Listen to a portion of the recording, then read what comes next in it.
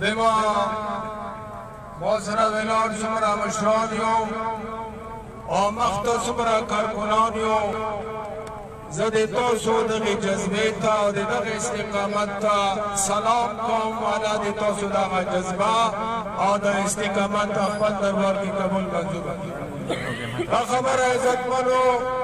تقریبا وشولا چه کال نا دا خبره یو کال نا هم زیاد دا خبره چلیگی مولانا صاحب چه کوم انتخابات شو اغا خلاف مولانا صاحب داغا کوشش شروع کرده چه دا کومه داندنی په دې انتخاباتو کې شوي ده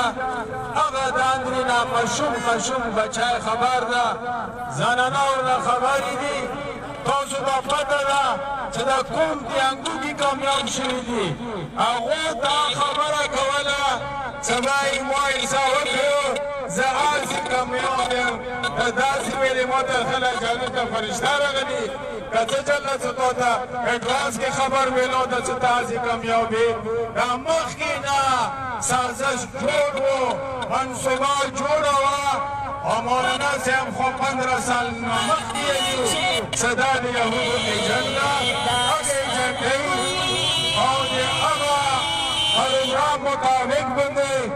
دا پروګرام دغه انتخابات شوي راغلی ده عرض مه ده زموږ چې دا کوم دغه مظاهرې کوو د دې مقصد دا ده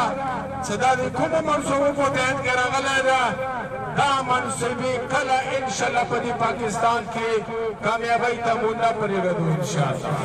پاکستان جوړ بار بار خبره کېږي د اسلام په نامې باندې ده قسم درته کوم چې د دې پاکستان په جوړېدو کې کم سے کم 12-15 هزار علماو تنې لاشونه دا په ونو پرې کړي شوي دي دا پاکستان داسې په مفتو کې نه ده جوړ او بیا درته بېغرضه قسم کوم چې دا پاکستان به انشاءالله د موږ په وینو باندې بیا به حفاظتي کوو څه کوم شي لپاره راغلي دي دا خپل طرف نه پاکستان سودا کړې ده خو والله که دې سودا ته پرېږدو انشاءالله دا دا مقصد لپاره راغلي نورې خبرې مو نه کوو کشمیر سودا یې څوکونه کړې ده زموږ د نایرانو انګوکي یو لګیا و یې ډېر ښایسته تقریر کړی 45 منټ انګلیش کې چې تقریر کړی ده د هغه تقریر ته ما ته یوه نتیجه راووځه چې هغه تقریر نه پاکستان ته څه مفاد حاصل شوي دي دا مفاد حاصل شو چې په کشمیر نه خو د لاس ووینځلو اوس د بل باندې مذاکرات شروع دي چې بل باندې به انشاءالله دې باندې مو خبرې کوو دغه دي کې بابري مسجد خو زنای هندوستان پوهېږه کار پوهېږه مو خو بابري مسجد ہمارے کیا کی مظاہرے کړي دي خو دا خو دا د مو حکومت کې غیرت پکار ده ایمو خو خپل کوم غیرت و بابري مسجد باندې مو یادېږي چې مور باندې ښې مظاهرې کړي دي دا حکومت کسانو ته پکار ده چې هغه هغو ته سترګو کې سترګې واچوي او جواب ورځنه وغواړي دا د حکومت کار ده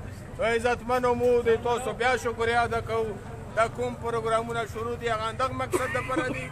چې موږ په پاکستان کې انشاءالله داسې منصوبې نه منو چې هغه منصوبې د وجې نه مونږ خپل دغه عزیز ملک چې په دې باندې ډېرې قربانۍ شي دا مو لاس نه لوټ شي دا منصوبې مو نه منو نو دغه دپاره مو تاسو دا کلچر رایټ خبره وشوله زه یو ذمهدار په حیثیت سره او انشاءالله ما یقین دا د مو انتظامیه داسې خلک نه دي هم د مو پښتانه وروڼه دي دومره چوک دي دا څه بل ځای نه خو نه دي راغلي دا انتظام یې مونږ پره ولاړه ده دا د مو پښتانه وروڼه دي ایمو بچي دي ایمو وروڼه دي څنګه مو الحمدلله په دین باندې غیرت کوو انشاءالله د مو انتظامیه مونږ به زیات په دین باندې غیرت کوي او ما 100% یقین ده چې دغو خبرو سره دا نایټ کلچر خبره به ختم وي او که ولې کړله یو باحثیت یو ذمهدار بیا انشاءالله زه به مخکې وم تاسو به راپسې وئ انشاءالله دا شیونه په دې کې نه پرېږدو دې کامیاب پروګرام باندې دغه نقیب امیر صاحب چې کوم ځینې امیر ده همدارنګه جنرل سیکرټري ده ورسره د مو ضلع جنرال سیکرټري دا ټولو شکریه ادا کوو نو ډېر ډېر محنت وکړو هغه محنت ثمره تاسو ته مخته ده ورسره مو د انتظامیه ډېره شکریه ادا کوو دا دریم پروګرام ده هوټل کې په انګور کې او په دوابې کې دا مونږ ډېر چپې دغه د انتظامیه والا مو سره ویلو صبر وکړئ که نه خبره مونږ دې ټول شکریه ادا کوو ورسره دا بازار والا انشاءالله بازار والا پوه دي چې دا لکه عباس مولوي صاحب خبره وکړه قسم درته کوو چې موږ خپلو خېټو دپاره یا تنخواهانو دپاره دا اټکلې نه کوو دا مو تاسو دپاره کوو دا بازار والا دپاره کوو تاجرانو دپاره کوو هغو موږ سره په دې کې کوم تاوان وکړو د تاجرانو شکریه هم ادا کوو همدارنګې د انتظامیه شکریه هم ادا کوو دې موږ ته میډیا والا حضرات راغلي د هغو شکریه ادا کوو الله دې تاسو ټولو ته جزای خیر در نصیب کړي درود شریف وایو اللهم صل علی محمد